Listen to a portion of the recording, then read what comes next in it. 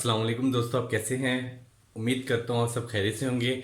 आज की इस वीडियो में आपको बताऊंगा कि G76 थ्रेडिंग साइकिल का इस्तेमाल किस तरह किया जाता है, इसको किस तरीके से ड्रेस किया जाता है। आज की जो ड्राइंग है मैंने बिल्कुल सिंपल सी बनाई है, जिसमें स्टेप कटे हुए हैं, ग्रूव है और थ्रेडिंग है। सिर्फ हम इसमें सिर्फ G76 थ्रेडिंग ही करेंगे। पिछली वीडियो में देखा होगा जिसमें मैंने स्टेप टर्निंग और ग्रूविंग भी की है, उसके बाद G76 को ड्रेस किया गया है, तो वो थोड़ा सा पुचीदा हो गया था। तो इसको सिर्फ मैं यहाँ पर आपको G76 ही ड्रेस करना दिखाऊंगा और इसको किस तरीके से ड्रेस किया जाता है इसको मजीद एक्सप्लेनेशन में जाके आपको बताऊंगा। तो पूरा हम स्टार्ट करते हैं। ड्राइंग को थोड़ा सा देख लें कि यहाँ पर हमने एक्सटर्नल थ्रेड काटनी है M16 जरा 1.5 की।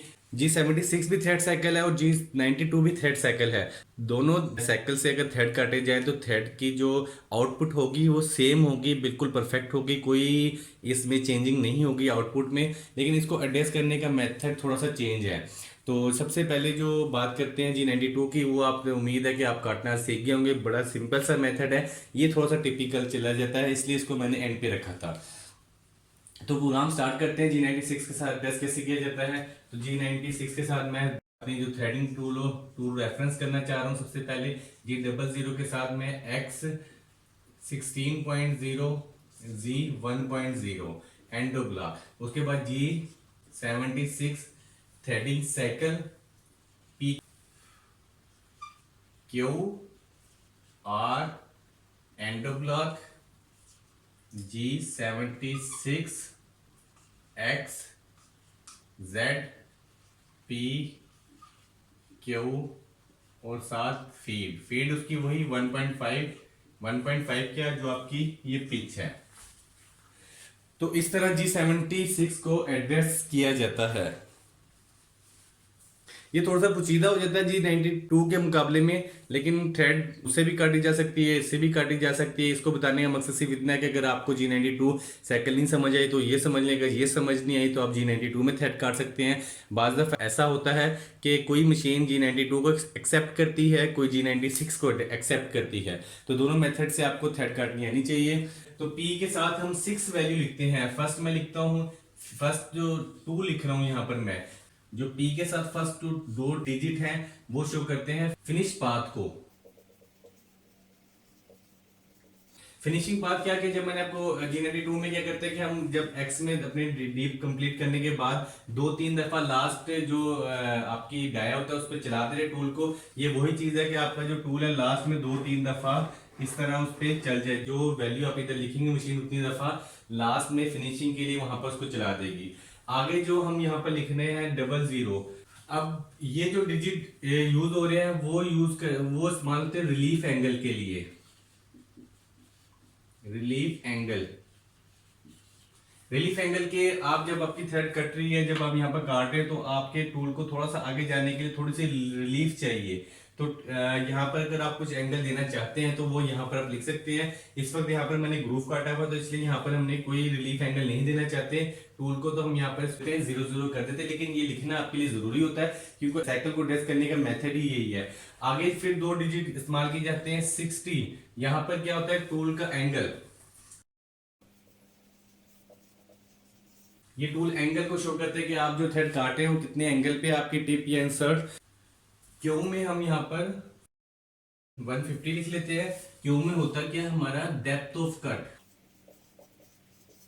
डेप्थ ऑफ कट यानी आपका टूल हर दफा कितना डेप्थ ऑफ कट लेके कटिंग करता, आगे जब अप आउट है पीछे है फिर कितना डेप्थ ऑफ कट ले। मैंने 150 लिखा है तो 150 का मतलब होता है 0.15 यानी 1.15 में डेप्थ ऑफ कट देना चाहता हूँ 150 देना पड़ेगा, क्योंकि यहाँ पर मेरी साइकिल है वो एक्सेप्ट करती है माइक्रोन को। तो अगर हम 0.15 को 1000 से मल्टीप्लाई करेंगे तो 150 हमारा इधर आ जाता है। बेसिकली हमारा जो डेप्थ ऑफ कट है 0.15 ही होगा, लेकिन हमें यहाँ पर माइक्रोन के हिसाब से लिखना होगा, इसलिए हमारा यहाँ पर 150 आ जाता है। उसके बाद आर की बात करते हैं। आर में इधर लिख लेता हूँ 100। आर हमारा होता है फिनिशिंग अलाउंस। फिनिशिंग अलाउंस हम कुछ छोड़ना चाहते हैं तो 100 लिख दिया। तो यहाँ पर हम मटेरियल जो छोड़ना चाहते हैं 0.1 छोड़ना चाहते हैं, मल्टीप्लाई पे 1000 करेंगे तो इधर 100 आ जाता है।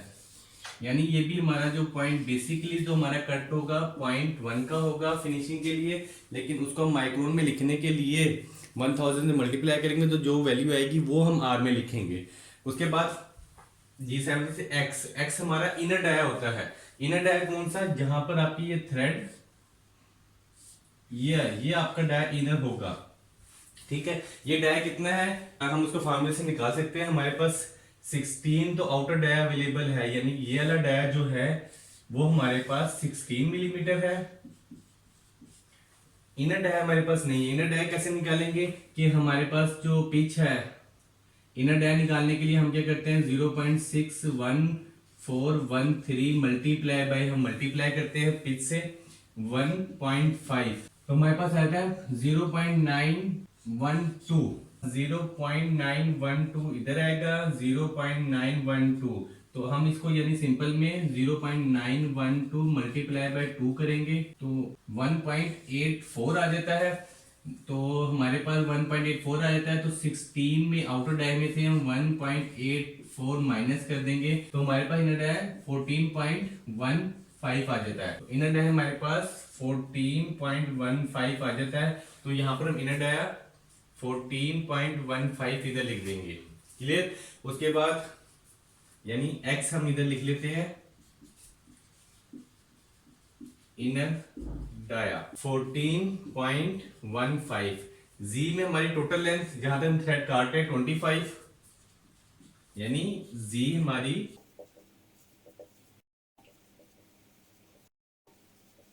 टोटल थ्रेड लेंथ, जितनी थ्रेड लेंथ होगी वो हम इधर लिख लेंगे।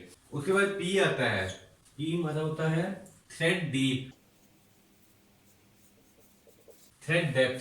थ्रेड डेप्थ हमारी यहां से यहां तक 0.912, 0.912 इसको मल्टीप्लाई बाय 1000 करेंगे, यानी ये भी हमारी माइक्रोन को रेट करेगी। कुछ चीजें होती हैं जो माइक्रोन के हिसाब से लिखनी पड़ती है साइकिल के हिसाब से, और कुछ चीजें हम डेप्थ लिख लेते हैं। जैसे हमने यहाँ पर 14 इनर डाया लिखा था और यहाँ पर 25 जी माइनस 25 टोटल लेंथ हमने लिखी थी यहाँ पर, ठीक है। तो यहाँ पर हम मल्टीप्लाई कर देंगे तो हमारे पास 912 यानी 912 आ जाएगा, तो यहाँ पर हम लिख देंगे 912 हमारी टोटल डी। उसके बाद क्यू की बात करते हैं। क्यू हमारा होता है फर्स्ट डेप्थ ऑफ कट, यानी कितना आप फर्स्ट डेप्थ ऑफ कट लगाना चाहते हैं। क्यू हमारा IST डेप्थ ऑफ कट कितना लगा सकते हैं। फर्स्ट में आप ज्यादा भी लगा सकते हैं, मैं कहता हूं यहाँ पर 0.25 का हम डेप्थ ऑफ कट पहले लगाना चाहते हैं, तो हम यहाँ पर 0.25 को मल्टीप्लाई बाय 1000 कर देंगे तो हमारे पास यहाँ पर आ जाएगा 250, यानी 250 फीट आपकी 1.5 आपकी वैसे ही आ गई। तो ये थी हमारी G76 को किस तरह एड्रेस किया जाता है। एड्रेस करने के बाद हम यहाँ पर एंडिंग कोड दे देते हैं G28 U0.0 W0.0, machine reference point automatic return, M05 spindle stop, M09 coolant of और M30 करके प्रोग्राम से बाहर आ जाएंगे। तो ये था G76 को किस तरह एड्रेस किया जाता है। ये थोड़ा सा टिपिकल हो जाता है, लेकिन जब आप 1 से 2 दफ़ा ऐसा प्रोग्राम बनाएंगे एज यूजुअली तो आपको सारी चीज़ें याद हो जाएंगी, रट जाएंगी, और इस तरह आप अपनी साइकिल को एड्रेस कर सकते हैं। तो उम्मीद करता हूँ आपको G76 के साथ भी थ्रेड काटना आगे होगी। तो अपना बहुत सारा ख्याल रखिएगा। अस्सलाम वालेकुम।